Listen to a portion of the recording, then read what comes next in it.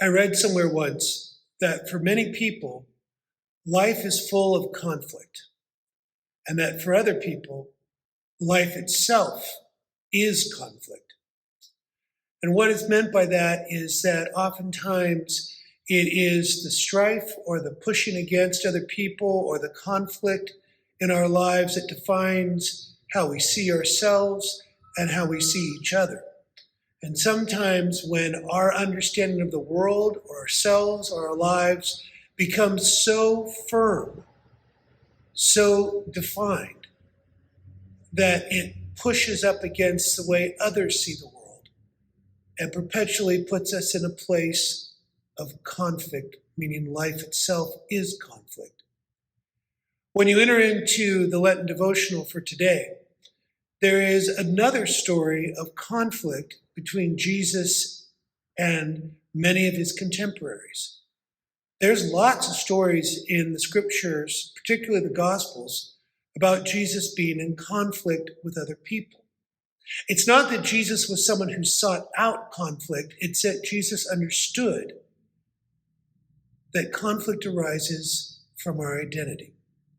In the passage for today, the Pharisees, the religious rulers or scholars of the day, were frustrated with Jesus and his disciples because he was not keeping all of the purity laws of Moses, what you eat, what you don't eat.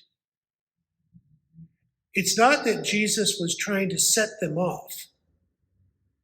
It's that Jesus understood that at some point these laws had become the identity that they held to over who the laws pointed to, meaning relationship with God and living in this world according to God's desires. So when Jesus and his disciples don't follow the purity laws, the Pharisees are criticizing him. They are accusing him. They are judging him. And they are doubting his authenticity. And so in response to this, Jesus says to them, it's not what goes into you that makes you pure or impure, but what comes out of you. And what Jesus is getting at in this passage is saying, it's not what you eat or don't eat that makes you pure, which the Pharisees held to because it gave them an identity in this world, a place to belong. I do this as opposed to other people not doing this. I follow the laws of Moses strictly. Therefore, I am pure, I am right, and others are not. When Jesus says that what comes out of the body that makes you pure, he's talking about our actions. Do we have an identity as children of God that leads us not into conflict for conflict's sake, but leads us to places of forgiveness, of grace, of acceptance, and of living together? You see, Jesus understands that we are created not for conflict. We are created to be image bearers of God, a blessing for the world. And he's saying that finding an identity that limits the understanding of purity to what we do and don't eat or do or don't say is too small of a vessel to hold the image of God. But rather, when we find a purity, an identity in Christ, we then live lives not based on the rules, but on love of neighbor, of grace that we have received, and grace that we give, and in forgiveness. You know, Shakespeare once said, If you're true to yourself, you can be false to no one else.